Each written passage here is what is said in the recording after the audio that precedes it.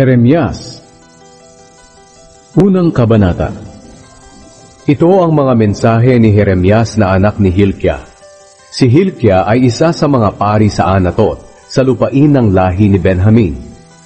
Ibinigay ng Panginoon kay Jeremias ang kanyang mensahe noong 13 taon ng paghahari ni Josiah sa Huda. Si Josiah ay anak ni Amon. Patuloy na nagbigay ng mensahe ang Panginoon kay Jeremias hanggang sa panahon ng paghahari ni Jehoiakim na anak ni Josiah at hanggang sa 11 taon ng paghahari ni Zedekiah na anak rin ni Josiah. Nang 5 buwan ng taon na iyon, binihag ang mga taga-Jerusalem. Ang pagtawag kay Jeremias. Sinabi sa akin ng Panginoon, Jeremias, bago kita nilalang sa tiyan ng iyong ina, pinili na kita. At bago ka isinilang, hinirang na kita para maging propeta sa mga bansa. Sumagot ako, Panginoong Diyos, hindi po ako magaling magsalita dahil bata pa ako. Pero sinabi ng Panginoon sa akin, huwag mong sabihing bata ka pa. Kinakailangang pumunta ka saan man kita suguin at sabihin ang anumang ipasasabi ko sa iyo. Huwag kang matakot sa mga tao, sapagkat ako'y kasama mo at tutulungan kita. Ako ang Panginoon ang nagsasabi nito. Pagkatapos hinipo ng Panginoon ang mga labi ko at sinabi, ibinibigay ko sa iyo ngayon ang aking mga salitang sasabihin mo. Sa araw na ito binibigyan kita ng kapangyarihang magsalita sa mga bansa at mga kaharian. Sabihin mo na babagsak ang iba sa kanila at mawawasak. At ang iba naman ay muling babangon at magiging matatag.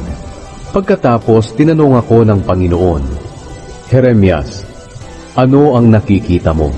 Sumagot ako, sangapo ng almendro.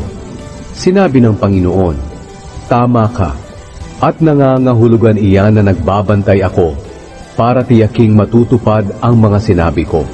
Muling nagtanong ang Panginoon sa akin, ano pa ang nakikita mo? Sumagot ako, isang palayok po na kumukulo ang laman at nakatagilid dito sa gawing hilaga. Sinabi ng Panginoon, tama, sapagkat may panganib mula sa hilaga na darating sa lahat ng mamamayan sa lupain ito. Ipapadala ko ang mga sundalo ng mga kaharian mula sa hilaga para sa lakayin ng Jerusalem. Ilalagay ng kanilang mga hari ang mga trono nila sa mga pintuan ng Jerusalem.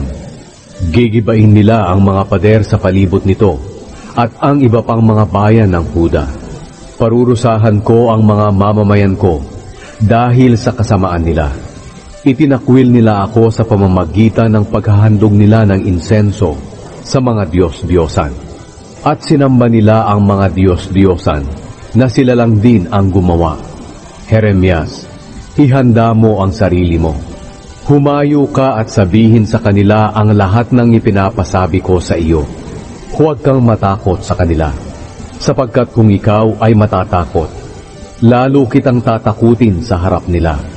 Makinig ka, patatatagin kita ngayon, tulad ng napapadirang lungsod, o ng bakal na haligi o ng tansong pader. Walang makakatalo sa iyo na hari, mga pinuno, mga pari, o mga mamamayan ng Huda. Kakalabanin kanila, pero hindi kanila matatalo, dahil sasamahan at tutulungan kita. Ako ang Panginoon ang nagsasabi nito.